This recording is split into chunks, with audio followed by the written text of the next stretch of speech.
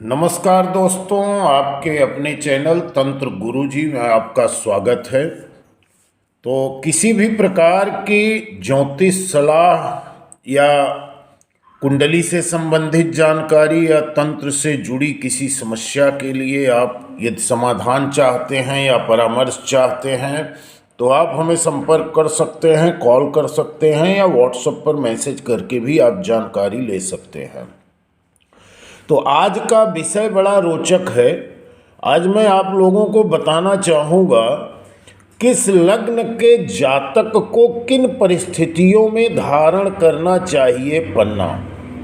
पन्ना बुध ग्रह का रत्न है और बड़ा ही खूबसूरत रत्न होता है। देखिए, पन्ना मैं रखा हूँ साथ में इसके लिए, आप लोगों को बताने के लिए।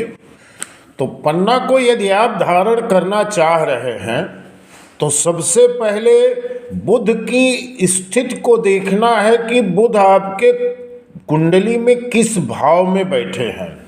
यदि कुंडली का ये पहला भाव लग्न भाव होता है और यदि इस लग्न भाव में बुध बैठे हैं यानी कि लग्न भाव में 3 है तो समझिए ये कुंडली बुध लग्न की कुंडली हुई। तो आप पन्ना पहन सकते हैं, लेकिन इसके साथ साथ आपको बुध की डिग्री भी देखना बहुत ज़रूरी होगा, क्योंकि मैं पिछले वीडियो में भी बताया हूँ कि रत्न हमेशा लग्न भाव और पंचम नवम 3 कुंडली के भाव के हिसाब से ही रत्न धारण किया जाता है। कभी भी 6, 8 और 12 इन 3 भाव में जो ग्रह बैठे हैं उनसे संबंधित रत्न को कभी भी धारण नहीं करना चाहिए। तो जैसे मान लीजिए लग्न भाव में 3 लिखा हुआ है, बुध आपके लग्न भाव में विराजमान है, 4, 5, 6, 7। अब 7 का स्वामी हो गए शुक्र।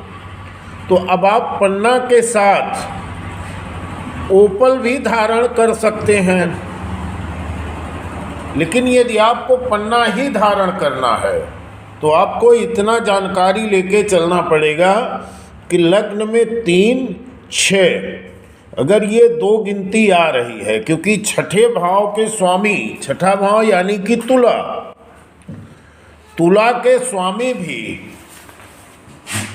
बुध ग्रह होते हैं और तीसरा भाव के स्वामी यानी कि मिथुन के स्वामी भी बुध ग्रह ही होते हैं। तो ये लग्न आपकी मिथुन है या लग्न आपकी तुला है तो आप पन्ना धारण कर सकते हैं, या आपके कुंडली के इस घर में पंचम भाव में यदि 3 या 6 की गिनती है तो भी आप पन्ना धारण कर सकते हैं, या नवम भाव में 3 या 6 की गिनती है तो भी आप पन्ना धारण कर सकते हैं।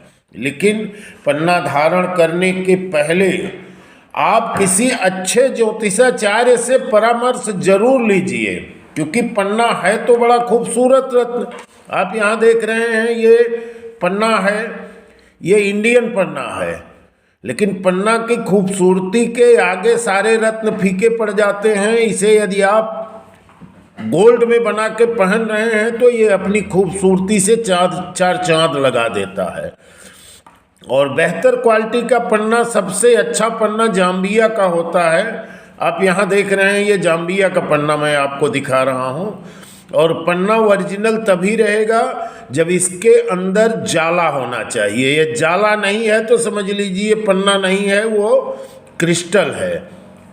और पन्ना हमेशा आप खरीदते समय इतना ध्यान जरूर रखिए कि पन्ना में अंदर जाला यानी कि नस होनी चाहिए। अगर जाला नहीं है तो पन्ना बेकार है।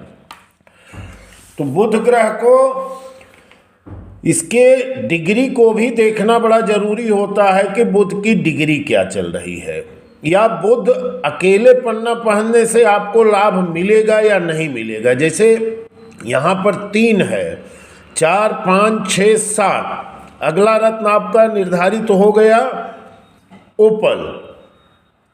8, 9, 10 11। यहाँ पर यदि 11 लिख के आ रहा है तो 11 की गिनती शनि की होती है, तो इसके साथ नीलम या नीलम का उपरत्न जमुनिया या फिर नीली आयोलाइट, कुछ भी रत्न आप इसके सपोर्ट में पहन सकते हैं, तो हो सकता है कि आपका काम और भी तेजी से पन्ना करे। लेकिन यदि आप अकेले ही पन्ना पहनना चाह रहे हैं तो इतनी जानकारी आप जरूर रखिए कि आपके लग्न में 6 या 3 की गिनती होना जरूरी है, या पंचम भाव में बुध की 3 या 6 हो, या नवम भाव में 3 या 6 हो, तभी आप पन्ना पहन सकते हैं। या इसके बाद बाकी जगह पे, जैसे ये तुला राशि का है सप्तम भाव, यदि यहाँ बुध विराजमान है या दशम में बुध विराजमान है, एकादश द्वादश में, तो ये विषम परिस्थितियों में कुंडली का विश्लेषण बहुत जरूरी होता है। बहुत ही इस पर खास करके निगरानी रखने के बाद ही आपको पन्ना धारण करने की सलाह दी जा सकती है, अन्यथा नहीं दी जा सकती है। तो दोस्तों, पन्ना खरीदने के लिए कभी भी आप ज्योतिषाचार्य की मदद से पन्ना खरीदेंगे तो आपको हमेशा शुद्ध और असली चीज ही मिलेगा, क्योंकि मॉल में आप जाएंगे, इसी पन्ना की कीमत आपको कम से कम 4,000 से 3,000 रुपये कैरेट मिलता है। यही अगर यदि आप हमारे माध्यम से या किसी और ज्योतिषाचार्य के माध्यम से खरीद रहे हैं तो आपको शुद्धता की तो गारंटी रहेगी ही, क्योंकि हमें इस चीज़ की पहचान है कि ये असली है या नकली है। इसके साथ साथ यदि आपको हम खुद बताए हैं कि आप पन्ना धारण करो, और यदि आपको गलत पन्ना पहने हैं और नहीं लाभ किया तो उसमें हमारी जिम्मेदारी बनती है।